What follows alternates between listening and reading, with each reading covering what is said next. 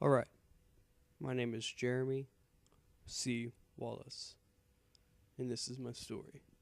I have been bullied since about the second grade. Back then, it was mostly people not letting me play with them or be in their groups.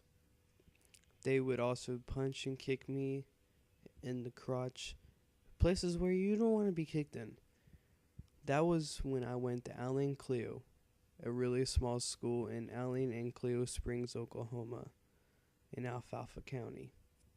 Then we moved to Enid in the mid-school year of my fourth grade year to Pine Manor Apartments. So I went to Pioneer Pleasantville Public Schools from the end of Christmas break to the end of the year.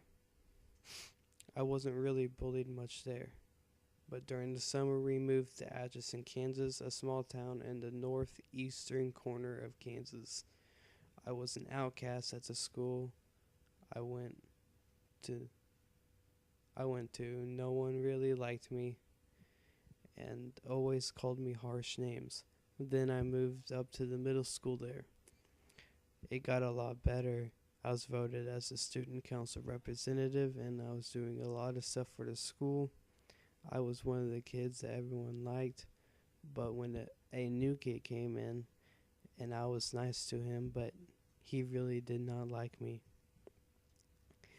He would call me queer. He started to tell people that I slept with my own mother, which is false. And that really upset me, but also that made it to where I was not very well liked anymore. I would get punched, pushed on the stairs, pushed into the holder of the fire hose that broke the glass in the holder. Then they switched my classes to get a new start, but that didn't work. At the end of the school year, we moved back to Oklahoma to a rural town named Allen. I went to Allen Cleo again. The bullying still took place. I would get called fag, queer, a wigger for the way I walked and acted. They would stuff me in a locker room locker and steal and damage my stuff. Someone took my band instrument, and then when my mother went up there, they were not very nice to us, so my mom called the cops up there because it costed almost $800. When everyone found out about the cops, they put my instrument back in the classroom for second hour to make it look like I was crying wolf. People would make fun of me for that also. That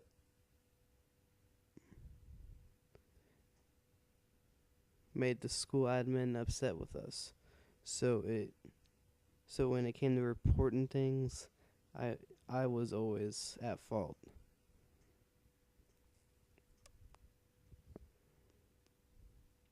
One day someone kicked the case of my instrument and cracked it up. When I reported it, they said there was nothing they could do about it. They said then one time the lock on my locker in the locker room wouldn't work, so I had to leave my street clothes on the floor. And then someone urinated all over my clothes and gym bag and street shoes. When it was reported, I thought they would finally do something, but no. I was at fault again. Then it was beatings and harsh words from there until the end of the year. And then we moved to Helena, Oklahoma in Alfalfa County. So I went to Timberlake Public Schools. It was good at first, but in September,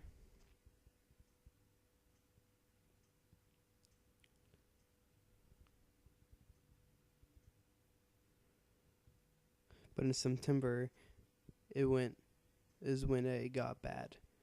I took up for my brother, so they turned over to me and started fighting me and calling me a titty bitch, queer, fag, worthless piece of shit. And they would hand me things and tell me to go to the bathroom and kill myself. They would always tell me that the world would be a better place if I had died. They would tear up my bags and my sports stuff.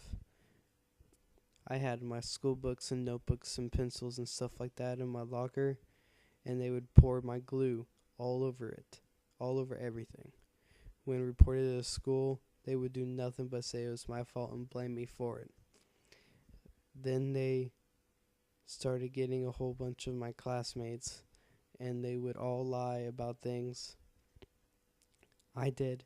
And since there was a lot of people saying I did it, I would get in trouble for it or yelled at. When I would get emotional, they would tell me I needed to stop wearing my heart on my sleeve. Then one day I was walking out of the lunchroom and someone poured a whole Dr. Pepper all over me, which ruined my phone and my MP3 player. They made me wear the sticky clothes for the rest of the day. I would also get called the gayest gangster because of the way I walked and talked and dressed. I got to wear. I wouldn't eat. I got to where I wouldn't eat because I was afraid to go in there because that's when they would beat on me and such. Then my grades started to fall because I couldn't work with the kids always spouting off names during the whole class. I would also have horrible thoughts of harming myself and ending it all. They made me feel like the world would be a better place if I died. I powered through it though. They would also grab my junk and put their naked junks in my face and said, "I bet you like that, you queer." And they would also find a PCP pipe and they would dry hump me with it. And then they would circle around me and pretend to jerk off on me. They would put me in trash cans and say, "Hey, it's just like your house." And then they would tabletop me and stuff like that. They would punch and trip me and kick me all the time. But one day, it got really bad. This guy came up behind me and started hitting me in the back of the head, and then I stood up, barely able to stand. He continued to hit me in the face, and then he threw me through the double pane window and beat me some more.